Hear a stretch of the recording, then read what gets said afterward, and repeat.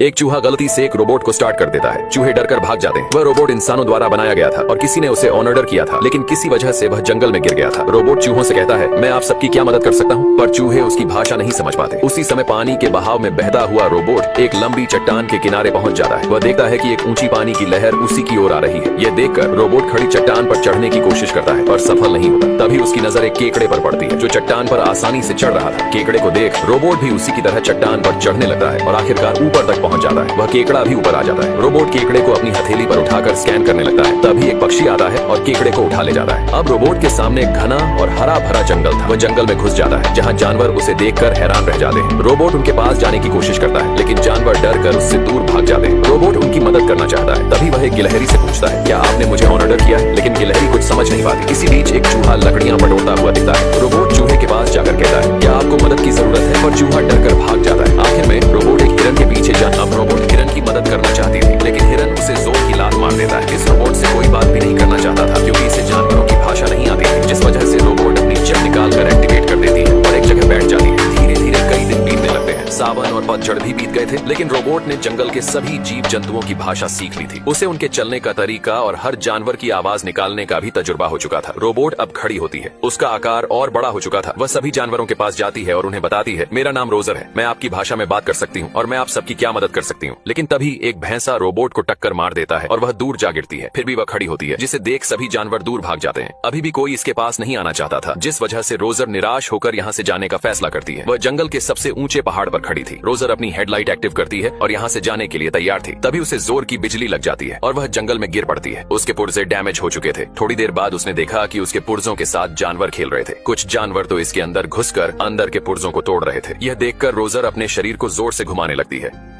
अब रोबोट नीचे गिर जाती है, जिसके बाद उसके पार्ट डैमेज हो चुके थे। थोड़ी देर बाद रोबोट ने देखा कि उसके पुर्जों के साथ जंगली जानवर खेल रहे थे। कुछ जानवर रोबोट के अंदर घुसकर पार्ट्स को तोड़ रहे थे, जिसकी वजह से रोबोट को बहुत बुरा लगता है। वह अपने हाथ के पंजे को एक्टिव कर देती है, जिसके बाद पंजा जानवरों से बचते हुए रोबोट के पास आ जाता है। रोबोट अपने शरीर को जोर से घुमाने लगती है, जिससे सभी जानवर बाहर निकलकर गिर जाते हैं। अब वह यहाँ से जाने के लिए अपनी हेडलाइट चालू करती है, लेकिन एक जानवर उसकी लाइट निकालकर भाग जाता है। रोबोट उसे पकड़ती है, लेकिन तभी वह देखती है कि उसके पीछे जानवरों का झुंड है। इस वजह से पेड़ नीचे झुकने लगता है। रोबोट पेड़ को झटके से छोड़ देती है, जिससे सभी जानवर आसमान में उड़ जाते हैं। रोबोट लाइट लेने के लिए उस जानवर को पकड़ती है। वह जानवर एक गुफा में छुप जाता है, लेकिन डर कर वहां से भाग जाता है। रोबोट अपना हाथ लंबा करके लाइट उठाती है। तभी उसे एक बड़ा जानवर दिखता है। वह एक भालू होता है, जो बाहर निकलकर रोबोट को एक तमाचा जड़ देता है। रोबोट अपनी जान बचाते हुए भागने लगती है। भागते भागते वह नीचे गिरने लगती है और पहाड़ के आखिरी छोर पर जा गिरती है। जब उसकी आंख खुलती है तो वह देखती है कि उसकी वजह से एक पक्षी मर चुका है और उसके अंडे भी टूट चुके थे। वह टूटे अंडों को जोड़ने की कोशिश कर रही थी, लेकिन तभी उसने देखा कि एक अंडा बिल्कुल ठीक था।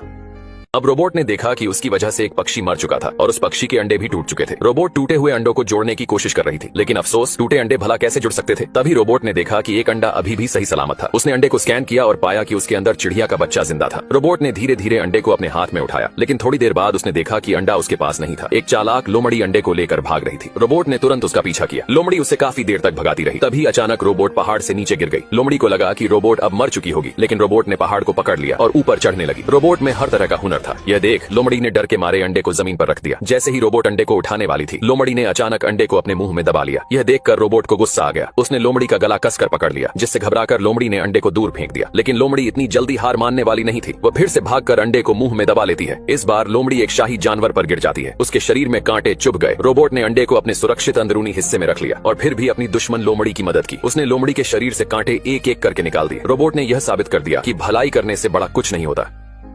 अब रोबोट लोमड़ी को उठाती है और उसके शरीर में धन से कांटों को निकालने लगती है। रोबोट दुश्मन लोमड़ी की भी मदद करती है। तभी रोबोट को कुछ हलचल महसूस होती है। वह उस अंडे को बाहर निकालती है। अंडा टूट रहा था, जिस वजह से रोबोट अपने हाथों से अंडे को फूटने से रोकने लगती है, क्योंकि उसका काम था कि वह अंडे की हिफाजत करे। लेकिन अंडे से बच्चा बाहर निकलता है। रोबोट ये सब देखकर हैरान हो जाती है। बच्चा रोबोट को सामने देखकर उसे अपनी माँ समझता है, लेकिन रोबोट ये नहीं जानती थी कि प्यार क्या होता है, दुख दर्द क्या होता है। इस वजह से वह बच्चे को नीचे उतार देती है और कहती है, मेरे इस काम के लिए कितने नंबर दोगे। लेकिन बच्चा डर गया था। वह अभी सही से बोल भी नहीं पा रहा था। अब रोबोट वहां से जाने वाली थी, लेकिन बच्चा उसके ऊपर चढ़कर उसकी लाइट को तोड़ देता है, जिसके बाद रोबोट वहां से नहीं जा सकती थी। बच्चा रोबोट से चिपक कर सो जाता है, लेकिन रोबोट बच्चे को चूहों के पास रख देती है ताकि वह चूहों के साथ रह सके। लेकिन चूहों के बच्चे उसे देखकर डर जाते हैं, जिस वजह से चूहों की माँ रोबोट से कहती है, क्या यह तुम्हारा बच्चा है? रोबोट मना कर देती है। चूहों की माँ कहती है, इस बच्चे ने तुम्हें पहले देखा होगा, इसलिए वह तुम्हारे पास जा रहा है। तुम्हारी जिम्मेदारी बनती है कि तुम इसकी परवरिश करो। इतना सुनकर रोबोट तैयार हो जाती है, क्योंकि उसे एक ऑर्डर मिला था।